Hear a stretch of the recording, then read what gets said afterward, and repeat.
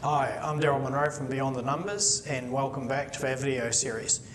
An extension of a question I had recently about somebody stating that they're feeling overwhelmed with their workload and etc. And that led on in that conversation to, how do you say no to your boss when you feel like you're getting too much work and the time frames are starting to bite you? And so I reflected on that and I thought, well, I'll build on a previous video where we talked about being that overwhelmed person and how we might get that control back. And then this is what's caused me to think about how do I answer that second question about how do I say no to my boss? Well, first and foremost, I always think you need to do that appropriately because if it turns into a shouting match, then that's not going to turn out to be a good outcome for you or for them or their business. So typically, how do I say no to my boss? Now, the reality is that's an acquired skill and it's something we should do more often because it can lead to really robust discussion and some recognition on both parties about priorities of work, workload, what's important to my boss, what's important to me, and getting them to recognise that you only have a finite amount of resources in terms of time and equipment and people to be able to get things done. And so sometimes we have to have that mutual wake-up call. You expect your boss to come along and give you a tap on the shoulder when you're not performing and give you some feedback and help you identify where you can pick up your game and improve. And sometimes your leader needs some feedback to say, look, respectfully, you just can't keep loading me with work because you're going to burn me out. And, I take my job seriously and I want to do the right thing by you and by the organisation and by my team. So allow me that privilege to do that without actually burning me out. So one of the key things is, so you've had this conversation, you and your boss, and they've just loaded you with, oh no, not more work. So it's only natural that we would start to have our feelings flare up. That's just a natural thing. It might even be happening right here, or it might happen post that initial conversation. I'm already loaded, I've had enough. It's not fair, I'm over this, I'm going for a coffee break. Whatever it is that you're experiencing, it's real. Just acknowledge it, it's how you're feeling, because you've already realised that this is the tipping point for you. I can't go on like this because my boss just keeps coming, giving me more work, and doesn't matter what I do and power through it, I just get another thing on top of something else. And so we reach that point of saturation where our feelings emerge and we're feeling, right, stuff this, I'm out of here. So we want to avoid that, what would come out if we followed this pathway. Ultimately, we talk ourselves into literally pulling the pin and resigning and moving on because we weren't appreciated. That would be how we'd feel. I'm not appreciated. I'm just seen as a unit in a function, and I'm not valued as a person. So we can talk ourselves into that negative space. And I think what I'm saying here is just acknowledge that that's how you're feeling, but don't let it drag you down to making decisions about things in that state where you might regret it afterwards. So what's alternative? So what we might want to do then is, when we're in this state of having this conversation and these feelings start to arise, then, continue to be pleasant. Think about this. You've got to apply some empathy here.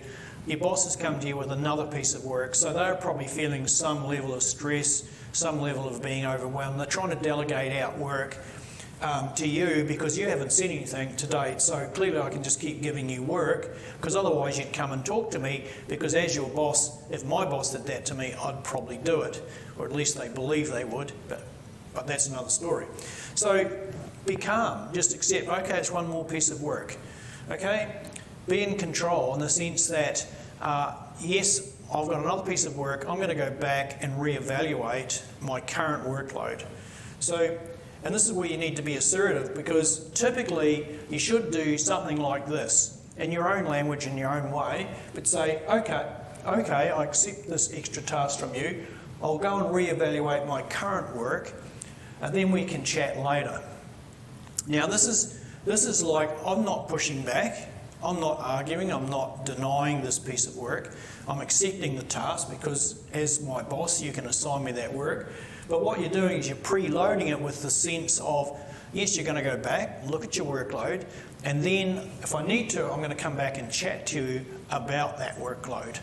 And you'll probably find that conversation flows easily, and you'll probably find acknowledgement from your boss.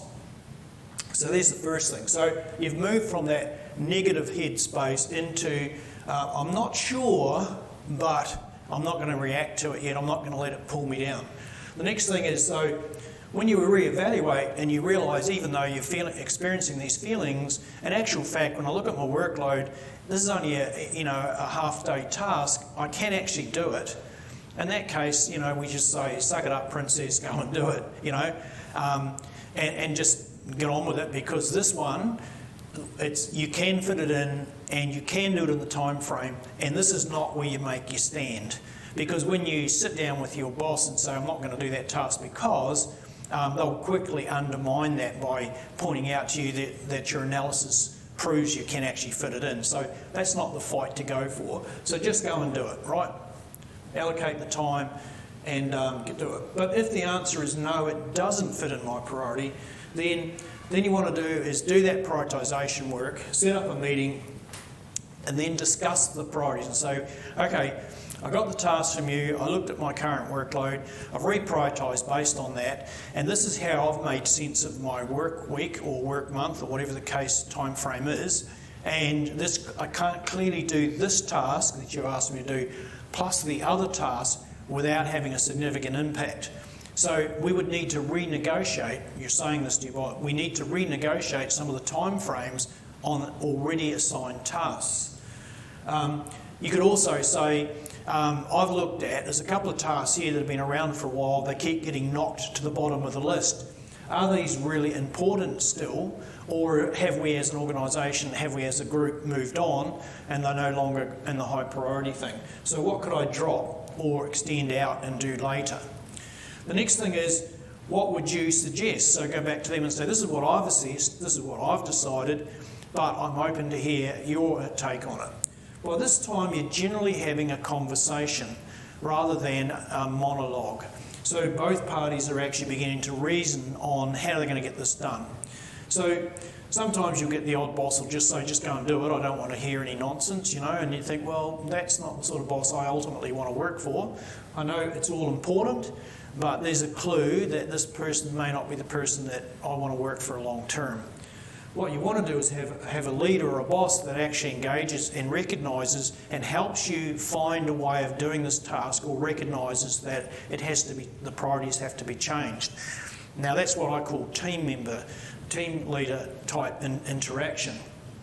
And then ultimately you get to a point where you agree. So you say, right, we've changed the priorities, we'll lock that in, I will commit to delivering that in this time frame. Will you commit to support that approach? And then you get agreement and you walk away. So you might find you're still quite busy, but now you're feeling that you're actually in control because you've been a little bit assertive about this, but in an acceptable manner, and you've got the dialogue, and now your leader actually knows that when you get work, you've demonstrated a process. You've demonstrated you think through the process, you apply your prioritisation, you look at what's achievable and what's not, and then you've initiated a conversation with them to allow them to contribute. In other words, I need that task done. What I'll do is I'll give you more resources. You give them that right to load up more resources to help you get that work done. Whereas if you just don't do it, then ultimately they look at you as being a poor performer. This is what gets you credibility and can lead to future appointments or career advancements, because you've demonstrated the requisite skills of a high-performing leader. So give it a go, try it. There's not a lot to lose here, and suggest that a process like this will give you a much better result. So we look forward to seeing you in a future series.